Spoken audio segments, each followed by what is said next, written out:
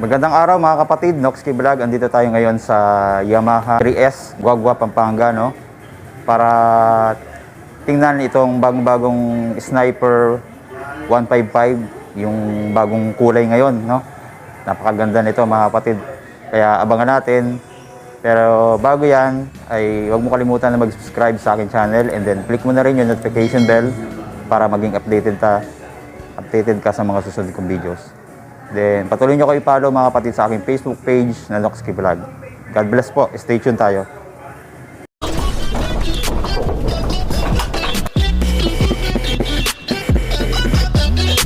Noxky Vlog.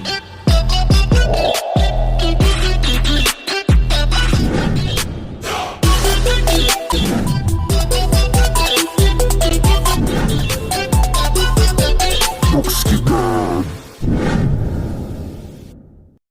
Shoutout muna tayo. Shoutout kay Sir Bodits Mandapat Jr. from Alaska, USA. Salamat sa iyong suporta. Shoutout also kay Jicamilla Atalia Binatabio. God bless sa iyo. Salamat sa iyong suporta. At sa lahat po ng aking mga subscribers at mga magsusubscribe pa, thank you sa inyo. Papunta na po tayo sa 12,000 subscribers, no?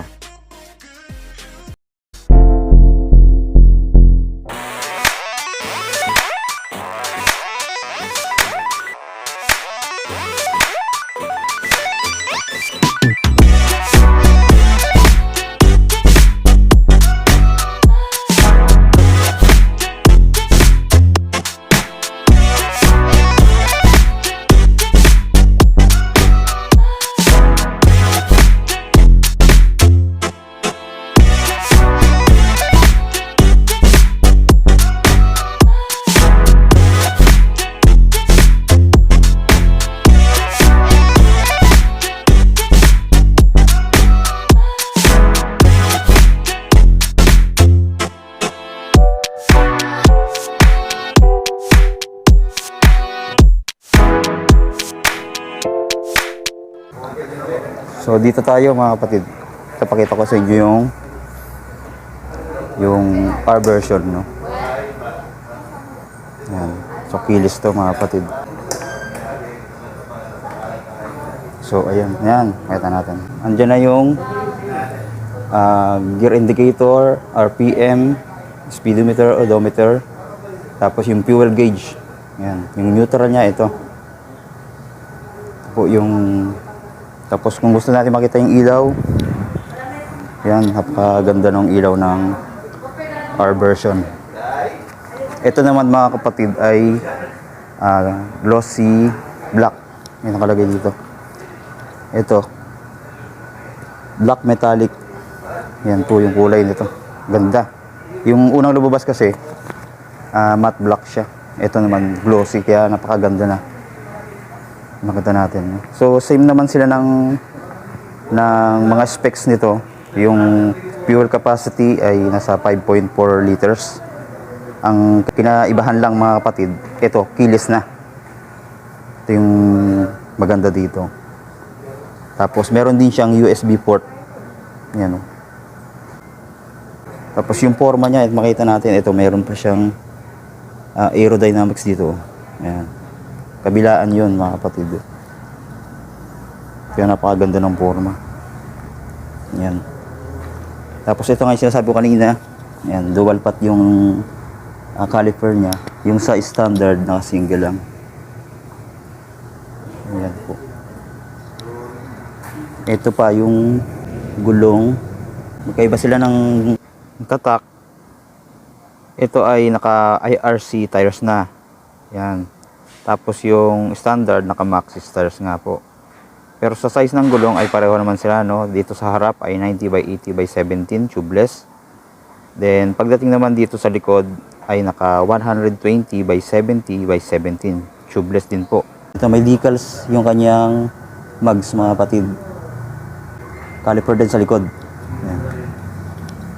Tapos ito pala yung sabi sa atin, kung halimbawa hindi natin mabuksan, no, ito may sariling susi para sa compartment, no. Ito, dito natin bubuksan. Ayan, no. Bumukas na siya.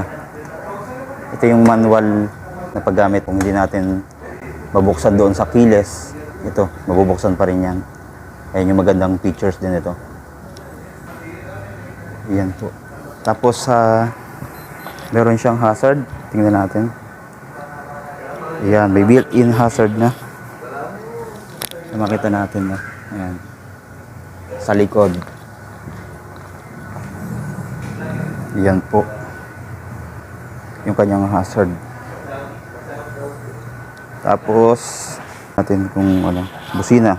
Testing natin. Ayun, lakas. Nagulat yung ayan. So, narinig natin, no? Pero yung makina, hindi natin pwedeng ito kasi wala pang gasolina to. So, ayan lang. Bago-bagong Sniper 155. So, kayo, mga kapatid, kung ano yung bet nyo dito sa dalawa na to. Yung standard or yung keyless. Ayan. Pareho silang maganda.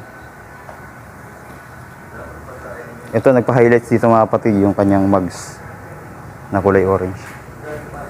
Pero ito naman, ang advantage nito, yung keyless, no, version niya, na napaka-safety sa mga rider. No? Yan. Tapos yung kulay din niya, napaka-premium yung kulay nitong glossy black. Yan. Ito yung Sniper na nakalagay 155R. Yan eh. Kulay blue yung kanyang decals. So yun po mga kapatid. Marami pa sila dito available, no? Ngayon meron pa dito.